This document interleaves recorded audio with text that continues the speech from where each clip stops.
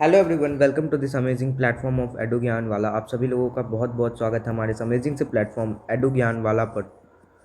तो आज हम लोग बहुत दिन बाद एक नए वीडियो के साथ मैं आया हूँ।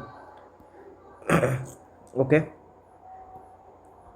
तो मतलब बहुत दिन हो गए, लाइक कुछ काम से मैं बिज़ी था, इसीलिए मैं मतलब नहीं बना पा रहा था वीडियो। तो अब मैं फ्री हूँ, तो अब मैं वीडियो बनाऊँगा। ओके, तो चलते हैं। हाँ, तो आज का टॉपिक है हमारा hydrogen spectrum. Hydrogen spectrum hydrogen spectrum आज का हमारा टॉपिक रहेगा। एंड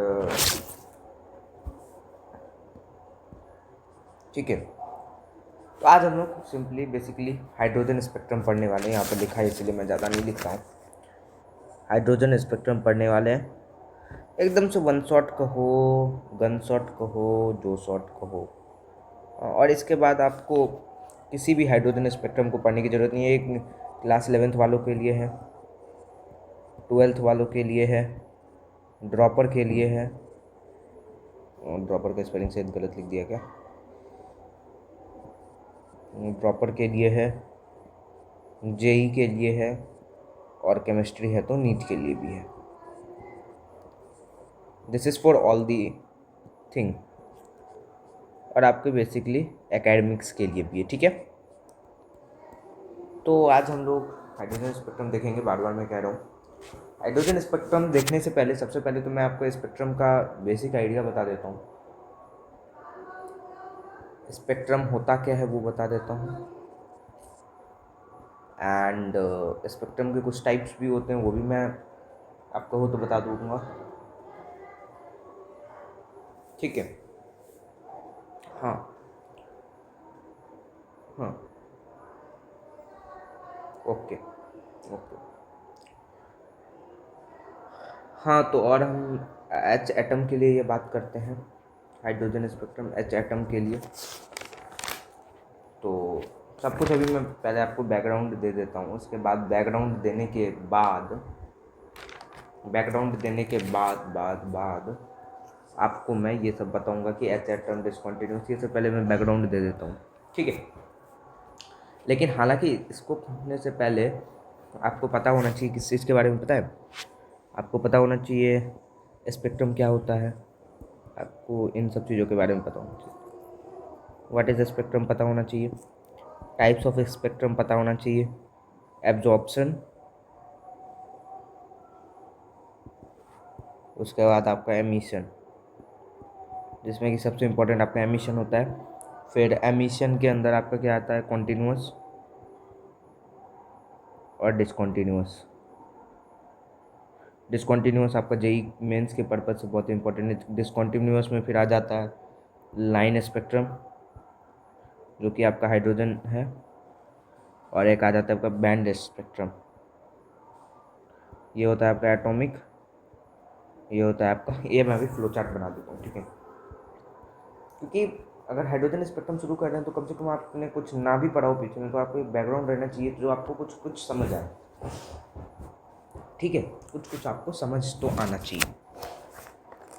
देखो स्पेक्ट्रम क्या होता है, मैं अगर डेफिनेशन की बात करूँ तो it may be defined as the, 1 minute में लिख लेता हूँ, उसके बाद नहीं तो वीडियो लंबा बन जाएगा। हाँ, तो मैंने लिख लिया। 5 मिनट में लिख लिया, तो देखते हो मतलब फिर से मैं स्टार्ट कर सकता हूँ, 5 मिनट आपको ज़्यादा दे सकता हूँ। ठीक है, तो इसीलिए लिखना, मैं लिखता हूँ, मैं पीपीटी मुझे बना, ये सब फिगर मैंने इसलिए बना लिया कि ज़्यादा आपको समझ आए। ये सब मैंने बना लिया जो आपको ज़्यादा मुझे लिखना ना पड़े, जिससे कि ज़्यादा मैं कवर अप कर सकूँ। ठीक है, यहाँ पर एक चीज़ हाइड्रोजन एटम के लिए इसीलिए नहीं ऐड किया है। ठीक है, ओके, नहीं कोई बात है। यहाँ पे एक और पॉइंट मैं याद ऐड करूँगा।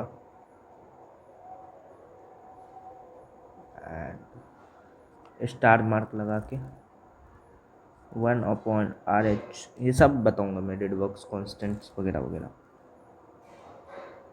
912 आर्मस्ट्रॉन्ग,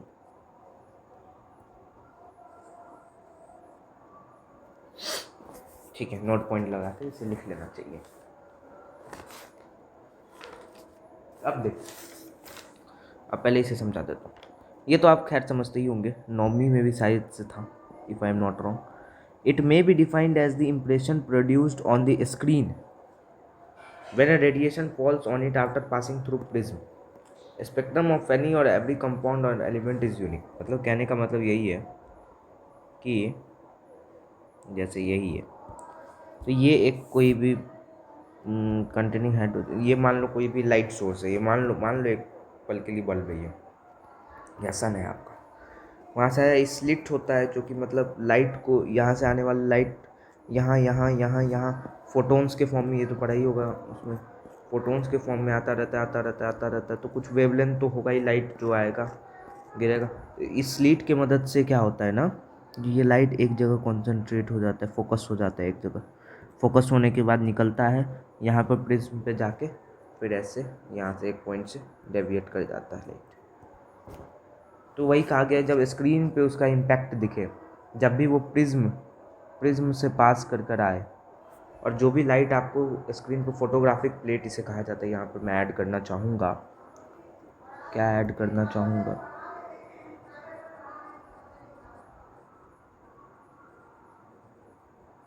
फोटोग्राफिक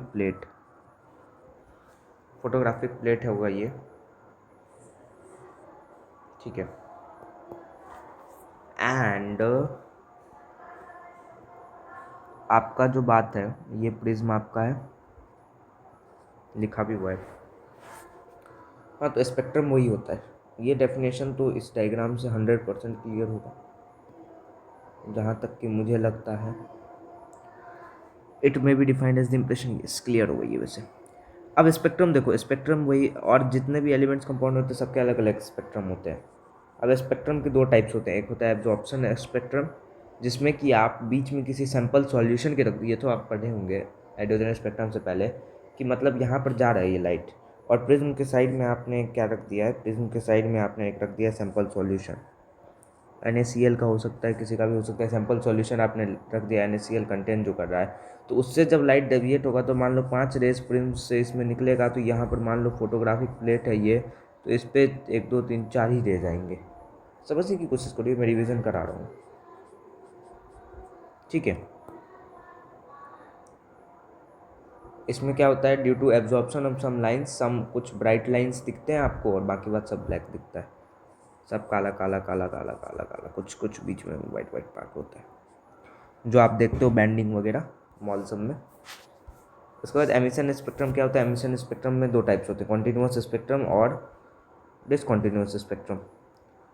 कॉन्टिन्यूस स्पेक्ट्रम में कॉन्टिन्यूसली मतलब डिस्पर्सन पोर्शन एयर से होता है, एयर में ज़्यादा उतना ऑब्स्टेकल्स नहीं आते हैं। कितने मिनट हो गए, 8 मिनट, 10 मिनट में दूंगा रिवीजन के ऊपर, मैं बैकग्राउंड के ऊपर में दूंगा 10 मिनट। एंड फिर आपका एमिशन स्पेक्ट्रम, ठीक है, जो एनर्जी आपका जा रहा होगा न्यू, और आप एमिशन स्पेक्ट्रम डिसकॉन्टिन्यूस स्पेक्ट्रम के अंदर क्या देखते हो कि मिनिमम डेविएशन लैम्डा मैक्स होता है, न्यू मिनिमम होता है, विजिबल रेंज होते हैं विब्योर, उसमें कि आपका वायलेट का मैक्सिमम डेविएशन होता है, लैम्डा मिनिमम होता है, तो एनर्जी मैक्सिमम होता है। मैक्सिमम एनर्जी किसका होता है, तो वायलेट का होता है मैक्सिमम एनर्जी। और आप जानते हैं कि सिंस E = hc/λ, तो अगर मैक्सिमम एनर्जी है तो इसका लैम्डा मिनिमम होगा, मतलब इसका विजिबिलिटी कम होगा। और रेड लाइट में क्या होता है, मिनिमम एनर्जी होता है एंड लैम्डा मैक्सिमम होता है। इसी कारण से रेड लाइट को यूज किया जाता है कई जगहों पर वार्निंग सब दिखाने के लिए। समझ पा रहे, एमिशन स्पेक्ट्रम की, कंटिन्यूस स्पेक्ट्रम की ये बात हो जाती है। डिसकंटिन्यूस स्पेक्ट्रम में हम क्या देखते हैं, डेविएशन ऑफ रेडिएशन, और एमिशन स्पेक्ट्रम से आप क्या लेते हो, एक इनफैक्ट कि आपका डेविएशन ऑफ रेडिएशन और एनर्जी आप कह सकते हो, directly proportional to frequency of radiation, मतलब एनर्जी तो आपका directly proportional to H nu होता ही है। बस यहाँ से क्लियर है आपको बात प्लैंक्स क्वांटम थ्योरी से, ठीक है। फिर आप देखो डिस्कंटिन्यूअस स्पेक्ट्रम से हमें हाइड्रोजन स्पेक्ट्रम को समझने के लिए डिस्कंटिन्यूअस स्पेक्ट्रम को समझने की ज़रूरी है। बाकी बात मैं जो आपको बता रहा हूँ आपको मैं जनरल नॉलेज के लिए रिवीजन ही करा रहा हूँ। मुझे डिस्कंटिन्यूअस स्पेक्ट्रम समझाना था इतने देर से, मैं एक जगह डिस्कंटिन्यूअस स्पेक्ट्रम को एकदम अच्छे से समझा देता हूँ। देखो डिस्कंटिन्यूअस स्पेक्ट्रम में आपका जो हाइड्रोजन स्पेक्ट्रम होता है, आपका जो थोड़ा मैं स्पीड में लिख देता हूँ यहाँ पर, इससे हाइड्रोजन स्पेक्ट्रम जो होता है,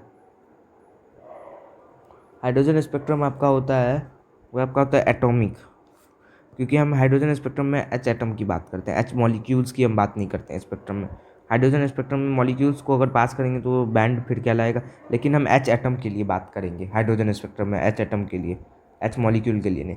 और आपको पता है कि जब किसी सैंपल से किसी मॉलिक्यूल, यहाँ पर मान लो एच एटम रखा है, एच मॉलिक्यूल रखते तो दूसरी बात होती, लेकिन हम एच एटम रखे हैं, तो एच एटम को जब पास करेंगे यहाँ पर स्लिट विलिट लगा के, यहाँ पर स्लिट विलिट लगा के, यहाँ प्रिज्म से, यहाँ फोटोग्राफिक प्लेट है, पास करेगा पास करेगा पास करेगा, तो अगर गैसियस एटम है, हाइड्रोजन गैस है, तो ऐसा कुछ फॉर्म होगा, डार्क डार्क डार्क डार्क, ये डार्क लाइंस होंगे। और क्या होता है जिस केस में आप मॉलिक्यूल को रखते हो उसमें बैंड आ जाता है, मोटे मोटे मोटे मोटे लाइंस, ठीक है। मैं समझाने की कोशिश कर रहा हूँ इसीलिए समझ गए होंगे आप लोग। तो आप अब मुझे ये कहते हुए डर नहीं होगा कि hydrogen spectrum it is a kind, इस लाइन के लिए मैंने आपको 10 मिनट समझाया, of it is a kind of discontinuous spectrum. Discontinuous spectrum atomic वाला भी लिख लो और साथ ही साथ लिख लो एमिशन। अब इससे ज़्यादा मुझे बताने की जरूरत नहीं, देख रहे हो आप लोग लाइन लाइन वाला आ गया है यहाँ पर, इम्पैक्ट इफेक्ट देख पा रहे हो, ठीक। तो अब देखो एक्सपेरिमेंटली मैं आपको बताता हूँ अब, फिर हम लोग बात करेंगे आपकी जो जो चीज़ मैंने लिखी है सब कुछ की बात करेंगे हम, ठीक है, बहुत अच्छे से डिटेल में बात करेंगे हम, ठीक है। आपको अगर डेरिवेशन भी चाहिए, अगर आपको हाइड्रोजन स्पेक्ट्रम का जो फार्मूला मैं आपको बताऊंगा उसका अगर आपको डेरिवेशन, खैर उसके डेरिवेशन की आपको काम नहीं पड़ती ज़िंदगी में, आपको कभी काम नहीं पड़ेगी उसकी डेरिवेशन की। हाँ अगर आपका स्कूल बहुत हाईफाई है तो वो आपसे एग्ज़ाम में 5 नंबर का पूछ सकता है, अगर आप स्कूल के लिए पढ़ रहे हो तो।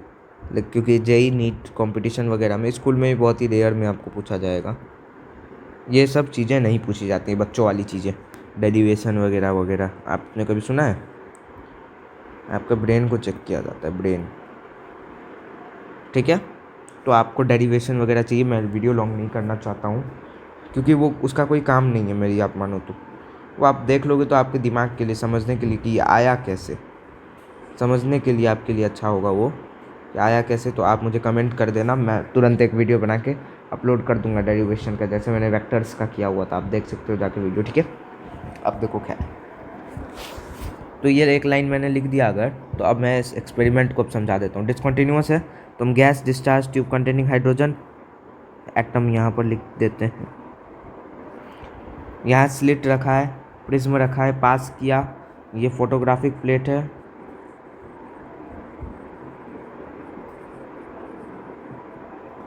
यहाँ पर आया ऑब्जर्वेशन, हमने देखा कि सबसे ज़्यादा जिस लैम्डा है, लैम्डा जो आपका है वो लैम्डा आपका, देखो क्या हो रहा है, तो यहाँ पर जब जा रहा है लाइट से पास होके आ रहा है तो लाइन स्पेक्ट्रा ऑब्जर्व होगा आपको फोटोग्राफिक स्क्रीन पे, यहाँ पर लाइन स्पेक्ट्रा ऑब्जर्व होगा, मतलब स्पेक्ट्रा लाइन्स ऑब्जर्व होंगे कि कुछ कुछ लाइन्स आके टकरा रहे हैं, क्योंकि लाइन्स ऑब्जर्व होंगे क्योंकि ये कौन सा है, एटॉमिक है, इसीलिए लाइन स्पेक्ट्रम, लाइन वाले ऑब्जर्व होंगे इसमें। यहाँ पर लाइन स्पेक्ट्रा भी इसीलिए लिखा है इज ऑब्जर्व। अब यही जो लाइन स्पेक्ट्रा ऑब्जर्व होगा उसी को हमने सीरीज़ में कुछ कुछ क्या दिया है कि मतलब कौन कौन से लाइन आएंगे, कहाँ कहाँ पर आएंगे, ये सब सीरीज़ में हमने कहा हुआ है। हमने सीरीज़ और रीजन कहा है, हमने रीजन को बांटा है उसके लैम्डा के हिसाब से, हमने उसके रीजन को बांटा है कि कौन सा क्या रीजन है। ठीक है, रीजन के हिसाब से हमने बांट दिया है लैम्डा के अनुसार सीरीज़ में उस लाइन जो जो ऑब्जर्व हो रहे हैं। ठीक है, उसे हमने सीरीज़ में बांट दिया है कुछ कुछ करके। ठीक है, वो सीरीज़ का नाम है आपका Lyman series, Balmer series, Paschen series, Brackett series, Pfund series and Humphrey series. Humphrey series इसमें नहीं लिखा है क्या?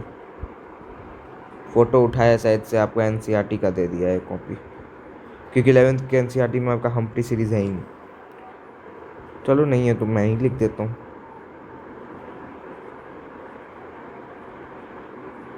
हम्फ्री सीरीज़ जेई के लिए बहुत इंपॉर्टेंट है Humphry series man. And 6 N1 6 हो जाता है उसका, और ये आपका हो जाता है 7 8 9। ठीक है, डॉट डॉट डॉट डॉट। ठीक है,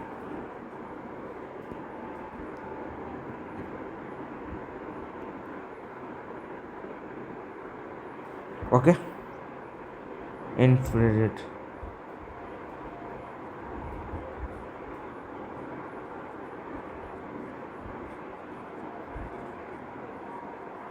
ठीक है, इंफ्रारेड रेज होते हैं, रीजन होता है स्पेक्ट्रम का कि कौन से रीजन पर कैसे मतलब कौन सा लाइन ऑब्जर्व होगा। स्पेक्ट्रा लाइंस के अनुसार हमने बांटा हुआ है कि कैसे क्या होगा। तो उससे पहले एक लाइन में यही बात है मैं अभी जो करने जाऊंगा। ठीक है, ये बात अभी मैं करने आऊँगा, इस बात को करने पर। ओके, इस बात के लिए मैं नाम लिखूँगा electron transition for H atom. Electron का ट्रांजिशन कैसे क्या होगा, मतलब समझ पा रहे हो, कौन से सेल पर आके टकराएगा, कब क्या होगा तो क्या होगा, जब एनर्जी ये रहे लैम्डा क्या हो जाएगा वगैरह वगैरह। जैसे इससे आए तो उससे आए लैम्डा क्या हो जाएगा, कौन सा लाइन ऑब्जर्व होगा, अलग अलग सीरीज़ के बारे में बात करेंगे। तो हमने इसे नाम दिया है electron transition for H atom.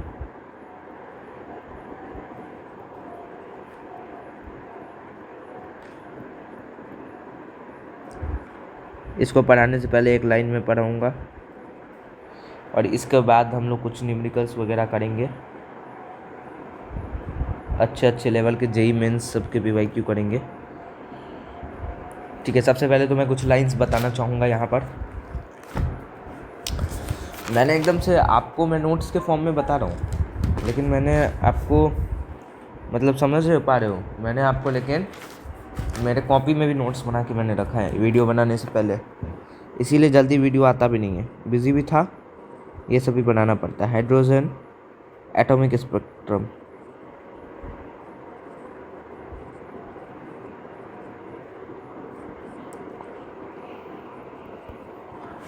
इसमें कुछ लाइंस मैं जोड़ूंगा। ठीक है, एनर्जी ऑफ सेल्स चेंज होते हैं, एनर्जी के हिसाब से आपका लैम्डा बढ़ता है या घटता है, एंड सेल्स के हिसाब से लाइंस ऑब्जर्व होते हैं। मान लो उस सेल पे गिर रहा है, कैसे होंगे, बहुत सारे, जब ढेरों एटम्स की बात होगी तो एटम्स कहाँ से गिरेंगे, कहाँ पर गिरेंगे, ठीक है, किस सेल पर गिर जाएंगे, ओके, किस सेल पर गिर। अब बोलोगे हाइड्रोजन में तो सर 1s1 होता है, हाइड्रोजन तो 1s1 है, तो वो नहीं, बहुत सारे एटम्स होंगे, इसका कोई गिरेगा यहाँ पर किसी के सेल पर, तो वो होंगे तो हाइड्रोजन ही। इसीलिए हम बात करते हैं इन्फिनिटी की, कि हमें नहीं पता कितने हैं, करोड़ों हों, अरबों हों, खरबों हों एच एटम, हमें उसके बारे में नहीं आइडिया है। तो जहाँ से जो गिरेगा सेल्स बनाएंगे, ऑर्बिट्स बनाएंगे वगैरह वगैरह, उस हिसाब से हमने डिवाइड किया कि किस सेल पर आके गिरेगा तो कौन सा सीरीज़ हो जाएगा, Balmer series, Paschen series, Lyman series, Brackett series, Pfund series, Humphrey series, ऐसे ही हमने बना रखा है। ठीक है, ये किस सेल पर अगर हिट कर रहा है तो वो कौन सा सीरीज़ हो जाएगा। और ट्रांजिशन मैं आपको बताऊंगा अभी, ये लाइन लिखाने के बाद मैं आपको ट्रांजिशन बताऊंगा। एंड लाइन में लिख देता हूँ, ठीक है। हाँ तो देखिए मैंने लिख दिया है कि डेल्टा ई जो होता है एनर्जी ऑफ सेकेंड सेल जो होगा, मतलब N2 जो होगा जिस सेल के हम अकॉर्डिंग में बात कर रहे हैं, और N1 जो होगा जो सेल हमारा बेसिक है, ठीक है। 1/λ जो होता है वो आपका RH into Z square upon 1/N1 का स्क्वायर माइनस 1/N2 का स्क्वायर। इसी का प्रूफ मैंने कहा, आप चाहोगे तो मैं वीडियो बना दूंगा। फॉर हाइड्रोजन एटम क्या होता है, इट बिकम्स हाइड्रोजन एटम के लिए Z इक्वल टू 1 होता है। तो 1 से मल्टीप्लाई होने से कुछ फ़र्क पड़ेगा नहीं, इसको 1 रख देंगे तो RH बन जाएगा, ये R हाइड्रोजन एटम के लिए 1/N2 का स्क्वायर आप डायरेक्ट कर सकते हो। और आपके न्यूमेरिकल को इजी बनाने लैम्डा का वैल्यू निकालने के लिए आप लैम्डा जब करोगे तो 1/RH आपके पास बचेगा, और 1/RH 912 आर्मस्ट्रॉन्ग होता है। अगर आपसे सेंटीमीटर इन्वर्स में भी पूछे तो जो भी पूछे 109677 सेंटीमीटर इन्वर्स होता है। इस फार्मूला को रिडबर्ग फार्मूला कहते हैं और आर को रिडबर्ग कांस्टेंट कहते हैं। इसका वैल्यू कितना होता है सेंटीमीटर इन्वर्स में 109677, जिससे कि आप अप्रोक्सीमेटली कभी कभार 109700 सेंटीमीटर इन्वर्स भी ले लेते हो। और इस फार्मूला में आपको टर्म तो समझ आ ही गया होगा। N1 क्या है आपका, ठीक है, हाँ लो एनर्जी लेवल है आपका।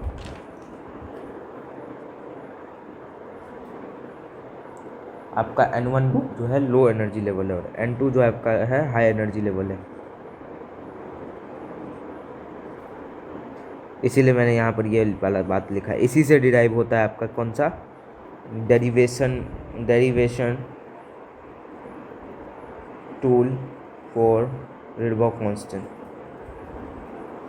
Rydberg formula. आपको पास अगर दिमाग है तो आप करते रहो। आपको ये चीज़ RAR आप कर रख सकते हो। रिमेंबर एज अ रिजल्ट, मैं मैथ्स का भी टीचर हूँ ना, इसलिए ये टर्म यूज़ करता हूँ, ठीक है।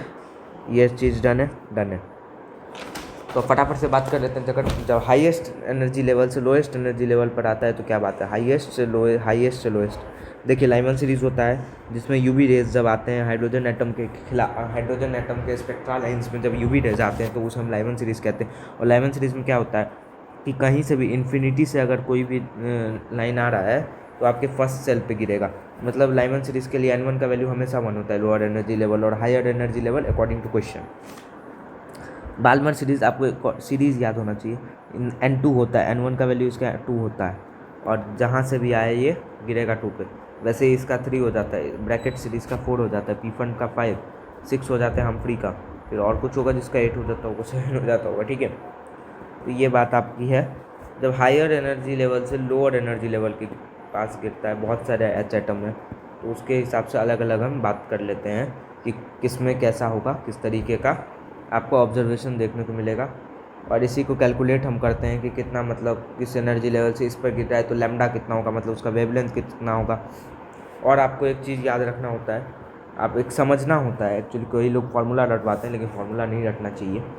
आप इसी फार्मूला पे पुट करोगे तो आपको वैल्यू मिलता जाएगा। लैम्डा मिनिमम कब आएगा, किस केस में, लाइमन सीरीज़ के केस में लैम्डा मिनिमम कब आएगा, जब उसका N2 का वैल्यू 2 हो, N1 का वैल्यू तो 1 ही रहेगा।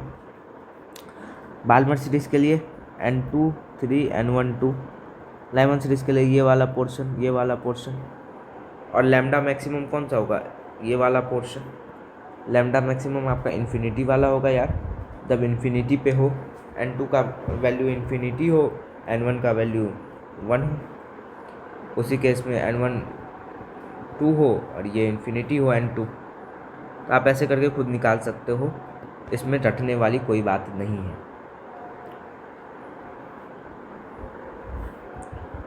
समझ में आ गई बात तो समझ में आ गई बात भाई, आ गई बात तो समझ में तो आ गई। आप नोट करके रख सकते हो 1/λ मिनिमम, ये सब आप खुद बना लो।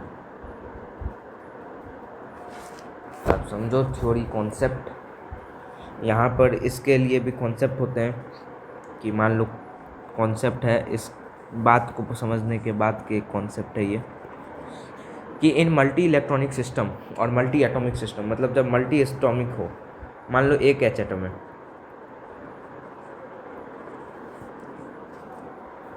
और H एटम का एक सैंपल है, आपको यही टर्म देखने को मिलेगा। तो ये आपका मल्टी हो गया, ये आपका सिंगुलर हो गया। तो क्या होता है, मल्टी के केस में क्या हो जाता है, आपका maximum number of spectral lines जो आपका होता है किसी भी सीरीज़ का, लाइन्स जो आपका होता है वो आपका आ जाता है n2 minus n1 n2 minus n1 plus 1 upon में 2, जिसे कि आप यूज़ कर लेते हो n माइनस 1 अपॉन 2। लेकिन इसमें कंडीशन लगता है इस फॉर्मूला के लिए कि आप इसमें जो n का वैल्यू लगे फॉर दिस, आपको नहीं समझ आ रही है ये फॉर्मूला, आप यूज़ ही मत करो, यही आप यूज़ करो। लेकिन ये शॉर्ट ट्रिक होता है जेई सब के लिए, जेई वगैरह के लिए। जैसे use put n equal to highest value among n1 and n2। इसमें आपको हाईएस्ट वैल्यू रखना होता है। n1 का अगर वैल्यू ज़्यादा है ऑब्वियसली यार, n2 का वैल्यू ज़्यादा होगा तो n2 आप और बेस रखो n2। हाँ ठीक है। और सिंगल मल्टी के लिए ये आपको प्रॉब्लम होता है। सिंगल के लिए क्या है, सिंगल के लिए n2 माइनस आपका सीरीज़ नंबर जो आपका हो जाता है सीरीज़ नंबर, n1 का वैल्यू n1, ठीक है। ग्राउंड स्टेट ये सब तो आपको पता ही होगा। फर्स्ट एक्साइटेड स्टेट में तो क्या होता है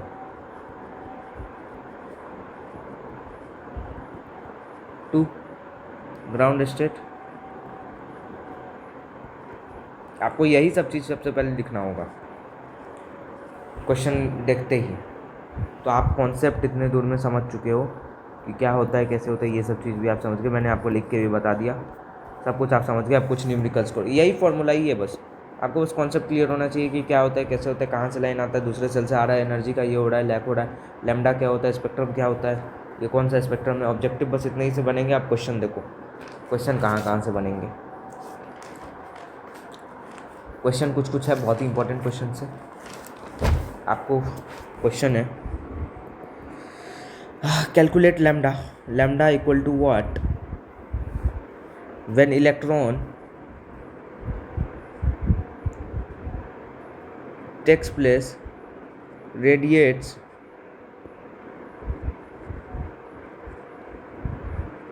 from third excited state to ground state।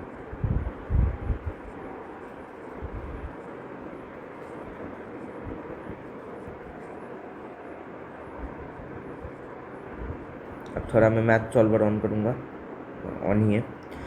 Solution देखते हैं इसका, सॉल्यूशन का स्टेप्स कैसे होगा। थर्ड एक्साइटेड स्टेट मतलब क्या होता है, आप सबसे पहले यही सब लिखोगे तभी आपका बन पाएगा। 4 इक्वल टू n, और ये n कौन सा होगा n2 होगा। टू ग्राउंड स्टेट आपको बोला है, ग्राउंड स्टेट का मतलब n इक्वल टू 1, तो n1 पर आ रहा है। टू ग्राउंड स्टेट मतलब आ कहाँ रहा है n1 पर, लोअर एनर्जी लेवल पर आएगा तो n1 होगा, ठीक है। हायर से लोअर पे आ रहा है, ऐसे भी आप समझ सकते हो। Ground state 1 equal to n1 हो जाएगा आपका। अब आपको लैम्डा निकालना है, तो आपको यहाँ पर मैंने आर ए आर जो दिया था ये तो याद होना ही चाहिए। आर ए आर इतना ही से आपका काम बन जाता है। तो 1 अपॉन लैम्डा आपको पता है क्या हो जाता है आर एच इंटू 1/1 का स्क्वायर n1 का स्क्वायर माइनस 1/n2 का स्क्वायर, समझ गए होंगे 4 का स्क्वायर। तो 1 अपॉन लैम्डा क्या आ जाएगा आर एच इंटू 15/16 आएगा ना। तो लैम्डा आपका क्या आ जाएगा,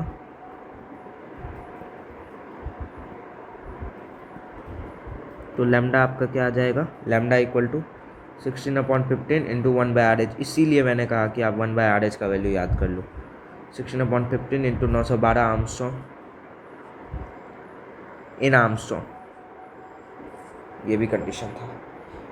तो आप इसको काटर कुट्टी करेंगे, क्या आ जाएगा, since 1/RH equal to 912 Armstrong. हमने इसे कन्वर्ट किया सेंटीमीटर इनवर्स से। तो आप मैथमेटिक्स सॉल्वर आप लोग करके देख सकते हो। 16 इंटू 912 इक्वल टू अपॉन में 15 equal to 15,552 divided upon 15 equal to, कुछ गड़बड़ है क्या,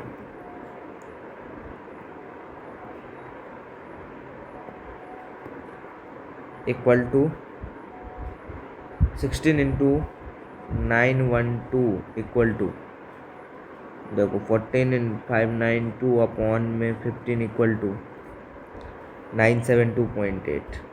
हाँ यही होगा आंसर, होगा क्या, यही है मतलब 972.8 आर्मस्ट्रॉन्ग। आप कन्वर्ट करके देख सकते हो। अब एक और न्यूमेरिकल कर लेते हैं। क्वेश्चन है आपके पास, आप लोग एक बार ट्राई कर रहे जरूर। कैलकुलेट न्यू बार निकालना है, nu bar and lambda equal to what when radiation emitted from beta lines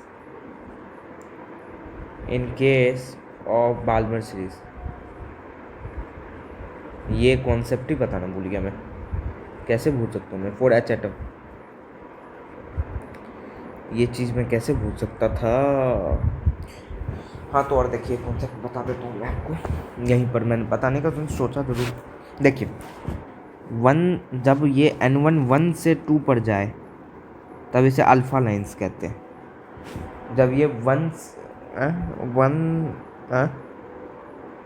क्या कहा मैंने,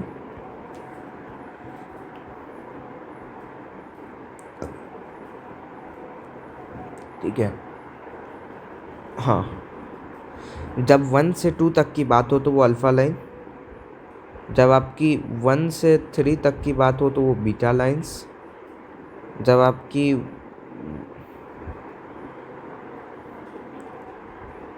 1 से 4 तक की बात हो तो वो गामा लाइंस बन जाता है या डेल्टा लाइंस। हर सीरीज़ के लिए ऐसा ही होता है। तो बाल्मर सीरीज़ के लिए 2 से 3 पर जाएगा तो बीटा लाइंस, या 3 से 2 पर तो बीटा लाइंस, 2 से 4 पर तो अल्फ़ा लाइंस, 2 से 4 तक बीटा लाइंस, 2 से 5 तक गामा लाइंस। तो अल्फ़ा लाइन बीटा लाइंस में क्या हो रहा है, मतलब N2 का वैल्यू बीटा लाइन में 4 है और N1 का वैल्यू क्या है 2 है। बस क्लियर है, ये क्वेश्चन बन गया। ठीक है, हाँ ऐसा होता है, आप ऐसे समझो कि N1 equal to 2, N2 equal to 3, 4, 5, dot dot dot infinity. देखिए N1 जब N1 2 हो और N2 आपका 3 रहे, मतलब N2 3 है और N1 2 है, तो इस केस में अल्फ़ा लाइंस होता है किसी भी सीरीज़ के लिए। और जब N2 आपका 4 और N1 2 ही हो, N1 तो कांस्टेंट रहेगा, बीटा लाइंस। जब N2 आपका 5 हो जाए तो वो गामा लाइंस, ऐसे ऐसे चलता रहता है। आपको 3 ही याद रखने होता है, अल्फ़ा बीटा गामा या डेल्टा याद देते हो। तो क्या हो जाएगा, N2 का वैल्यू क्या आ जाएगा, तो N2 equal to 4, beta lines की बात चल रही है। बीटा लाइंस देखो कहाँ पर लिखा है, बीटा लाइंस 4 के केस में बीटा लाइंस है। N1 इक्वल टू 2, बस ख़त्म। N1 का whole square, nu bar equal to 1 lambda equal to RH 1/4 minus 1/16। N1 N2 के हिसाब से आप लगा के देख लो, तो आपका यहाँ से न्यू बार आएगा। कैलकुलेट न्यू बार सेंटीमीटर इनवर्स में एंड लैम्डा इन आर्मस्ट्रॉन्ग। ये जेई मेंस के PYQs है भाई, ये जेई मेंस का PYQ है, जेई मेंस लिख लो।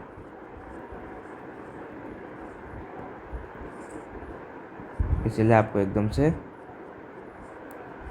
दिमाग लगा के इसको सॉल्व करना है।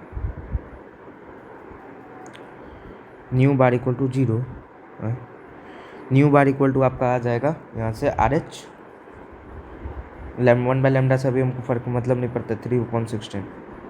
तो आप कैलकुलेट करोगे तो 109,700 centimetre inverse into 3/16 equal to 3219100। Calculation देखो यार, अभी मैंने दिमाग में किया इतना जल्दी। 2056 ये आंसर है, ये मैंने दिमाग में नहीं किया भाई। 75 सेंटीमीटर इनवर्स आंसर। अब लैम्डा की अगर आप बात करोगे, लैम्डा आपका क्या आ जाएगा, 1/λ वही आया था सेम, RH इंटू 3/16। 1/λ भी आया था, 16/3 इंटू 1/RH। ठीक है, 16/3 into 1/RH equal to 16/3 into 912 armstrong निकालने बोला है। 33904 इंटू 16 आपका हो जाता है 304 इंटू 16 हो जाता है आपका, कुछ भी दे रहा है, 4864 4 आर्मस्ट्रॉन्ग। आपका यहाँ से आंसर आ गया। और आपका ढंग का नहीं है, और आप मल्टी सेलुलर सबके, मल्टी एटॉमिक सबके लिए कर सकते हो। अब आपका टास्क रहेगा, असाइनमेंट आपका रहेगा, आपका असाइनमेंट क्या रहेगा, ठीक है, असाइनमेंट आपका रहेगा सॉल्व जेई PYQs, सारे PYQs आपसे सॉल्व हो जाएंगे, दिमाग लगाओ, सॉल्व करो, जितना मैंने लिखा दिया उसी से। थैंक यू एवरीवन, थोड़ा फास्ट फॉरवर्ड ज़रूर पढ़ाया, thank you, keep learning keep growing, आपके साथ हमेशा अच्छा हो, आप बढ़ते रहे करते रहे, कीप लर्निंग कीप